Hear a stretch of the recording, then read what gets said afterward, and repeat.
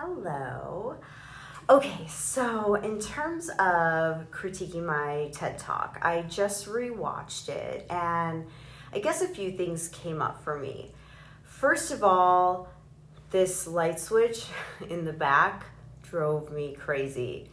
I guess I should have been a little more mindful of how that would play for this. Maybe it didn't affect the viewer. I hope not. I'm just, I guess, being pretty nitpicky, but I should have been a little more mindful in terms of my setting. This is really the only place that I have access to that is quiet and that I can film these, but still, I should have maybe scooted over or something. Oh well. But I did notice that. Also, in terms of the format and the flow, so I had originally made an outline of this, and I also wrote my speech out and spent some time practicing it and memorizing it. I'm fairly good with memorization, certainly not perfect. But what I did kind of find is there were a few different places within the speech where my mind was either getting ahead of itself or I sort of forgot what came next or what I was supposed to say. So I did end up kind of improvising, and I was able to pick up on that. In terms of the pace, I feel like the pace kind of slowed down, or I had a longer pause than normal. And I also improvised, so there were a couple of places in there where I feel like it didn't maybe make perfect sense, I guess. I've just always been taught, better to improvise than not. So I did, and hopefully it wasn't too noticeable, but I definitely did notice that. My visual aid, which I'm not even quite sure counts as a visual aid, but I tried, was this. And I know in the beginning of the speech let me pull this up. So when I started to take the selfie, I guess it was just kind of to set the stage for the tone or the topic of the speech. So I used this because apps and whatnot were just a common thing throughout the speech. And I tried to, as I took a picture here, in my mind, I thought it would be cute and it would just kind of get me engaged in the speech, like to connect with my audience. I'm not really super positive how that played. I think it was okay. I think, though, maybe it didn't translate perfectly to what I had envisioned it looking like versus what it actually did look like.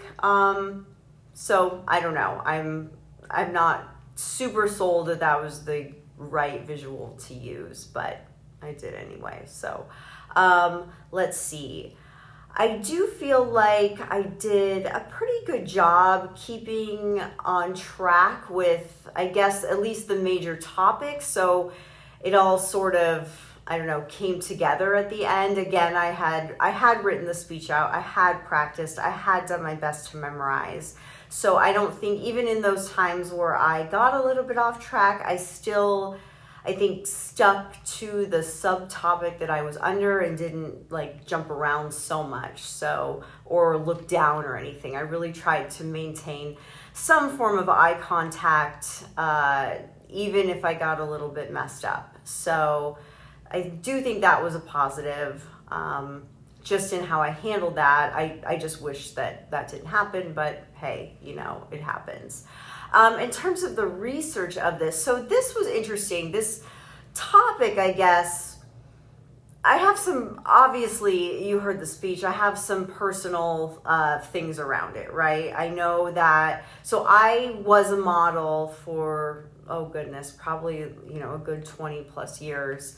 And I certainly went through a lot during that time, and I learned a lot. And this was before beauty filters, right? This was before any filters. And so I've just always been curious because we have such easy access to that now. I remember trying to create images when, during my photo shoots, right? And we had hair and makeup and lighting and backdrops, and it was so much work to create an image that now you can just get with a tap of a button, which is crazy to me.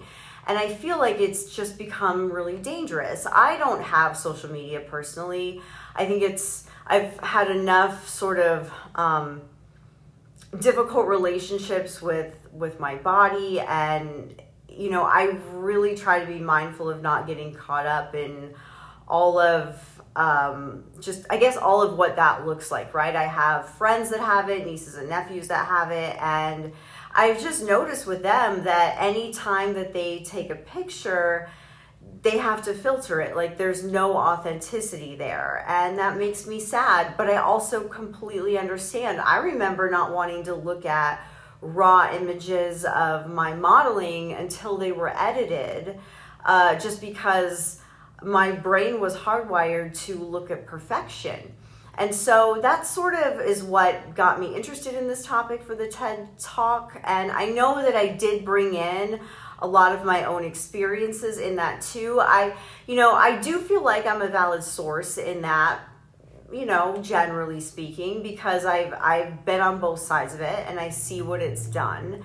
And even myself today, I have a problem. I may not be on social media or use all these things, but I do have a problem with seeing images that don't look perfect, right? Because just in my previous career, and I remember how much work it took to get an image to look in the way it did before it went to publication. And now, it's just, these filters are so customizable, and I just see this growing mental health crisis where more and more young people and people of all ages really are not liking what they look like until it's altered. And I've talked to individuals I know who are in the plastic surgery industry, and they've given me feedback in saying they've seen such an uptick, especially since COVID, really, when Zoom was, I don't know, kind of all the rage, I guess. And what that's just turning into now is that we're chasing this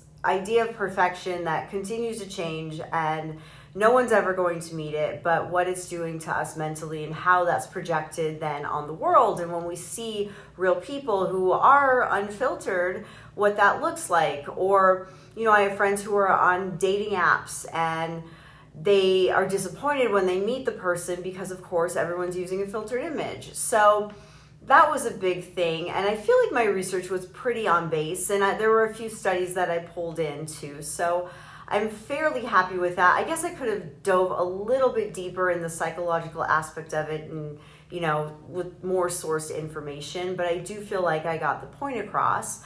I think overall I'm pretty happy with how this turned out. Certainly room for improvement for sure, and I can see that after rewatching the speech, but I think those are the things that really stood out to me in terms of my critique. So thank you.